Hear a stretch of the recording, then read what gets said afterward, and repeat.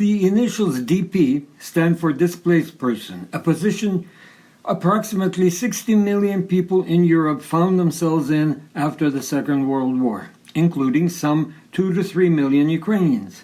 The Allied countries, the United States, France, the United Kingdom, and the Soviet Union divided Europe into zones of control in which each country established their temporary authority.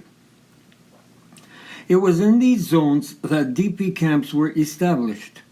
Ukrainians came together in these camps and worked towards creating as hospitable an environment as possible for themselves and their families, establishing schools, organizing youth groups like Plast and Sum, musical choirs, dance troupes, theater productions, and various workshops.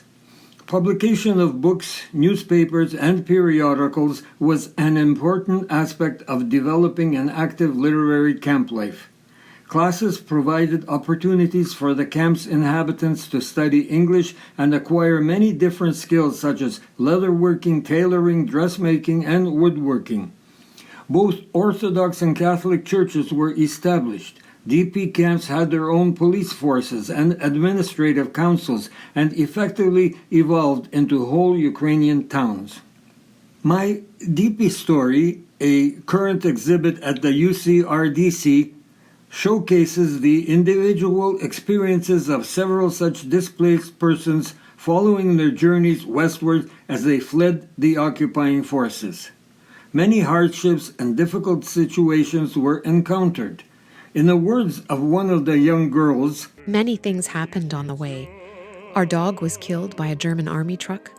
We were strafed by a Soviet plane. And a German officer wanted to buy me for 500 marks. The displayed photographs, documents, and artifacts originating from the camps give us a glimpse of what life was like in these DP camps. Marta Charchalis-Vashtuk remembers with fondness her time as a member of the Plast Scout group, Labedi. She also had vivid memories of her first taste of Coca-Cola and what her parents had to do to obtain some extra food. To quote Marta, One building contained a warehouse from which care packages were distributed. My father worked there. American cigarettes from care packages were sold by our parents to Germans to buy some more food. Click and Spam were then very tasty. Our family went through medical exams in Munich, where I had my first taste of Coca-Cola. The sentiments voiced by Halina Yavorska-Yunik upon arrival at a DP camp with her family are particularly revealing of her family's journey across war-torn Europe. The next couple of weeks were euphoria. No more bombs, no more back-breaking work, and no more hunger.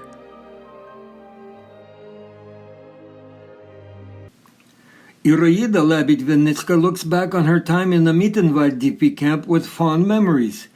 Being a teenager and a member of Plast, she remembers many enjoyable and unforgettable moments. In Iraida's words, The lessons learned throughout my experience while living in Mittenwald and participating in Plast have guided me throughout my life. On reflection, Iraida realized that life in the camp was filled with worries and hardships for her parents. These worries and hardships were felt by all the adults, as they were not only concerned about the existing circumstances in the camps, but also their uncertain future. The most frightening was the constant presence of the Soviet repatriation delegations who constantly entered the DP camps and attempted to persuade Ukrainians to return home to Ukraine. The majority of Ukrainians feared for their lives if they were to return. Those most frightened were from eastern Ukraine, as they were deemed Soviet citizens and subject to forced repatriation. In desperation, many of these Ukrainians resorted to falsifying their documents to prove they were Western Ukrainian Polish citizens. Such original documents are included in the exhibit. Repatriation also became a problem for Oksana Brezhun-Sokolik during her screening before leaving Germany for Canada. Я народилася в Чехословаччині. Тримали довго, аж батьки попали в паніку. Член комісії від СССР Мене переконував, що я там ходила до школи, я там народилася. Моє місце – віддати державі те, що дістала. І взагалі, пощо мені їхати за океан, як Чехословаччина чекає на мене?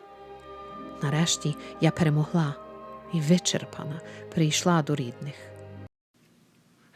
На щастя, родина брехунів одержали дозвіл виїхати до Канади. Oksana ends her narrative by expressing feelings of sadness after boarding the ocean liner RMS Scythia, bound for Canada and a new life. Дивне було почуття, як Європа зникала на горизонті. Сумно, тяжко, сльози з'явилися в очах. І великий запитник та надія на майбутність.